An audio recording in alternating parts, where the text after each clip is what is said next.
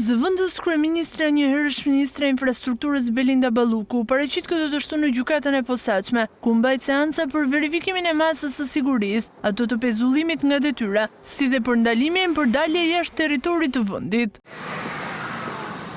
Të shoqëruar nga policia për shkak të masës së vendosur atë të arrestit të shtëpisë, u paraqitën në gjykat edhe dy drejtorët, ai i rrugëve dhe ai i kesh, pjesë e dosjes që po heton prokurori i posaçëm Dritan Prençi. Në nisje të seancës nga avokatët mbrojtës u kërkua 2 orë kohë që palët të niheshin me dosjen, kërkesë që u pranua nga gjyqtari Erion Bani. Më pas ishte akuza e cila paraqiti disa prova që mbështeti kërkesat e ngritjes së masës së sigurisë për 3 zyrtarët e lartë. Kryesisht ato i referohen disa komunikimeve në telefon që SPAK i ka sekuestruar ish drejtori të ARSH-s Elvis Berberi në lidhje me ndërtimin e lotit nr. 4 të Unazës së Madhe, si edhe tenderit për tunelin e Llogaras. Ndërkohë avokatët mbrojtës kundërshtuan procedurat hetimore të ndjekura nga prokurori Prençi. Në përfundim gjyqtari Bani vendosi të mos ndryshojë masat e sigurisë, duke lënë në fuqi pezullimin nga detyra të Belinda Ballukut, si edhe ndalimin për të dalje jashtë vendit. Në dalje Balluku nuk dha asnjë prononcim për mediat.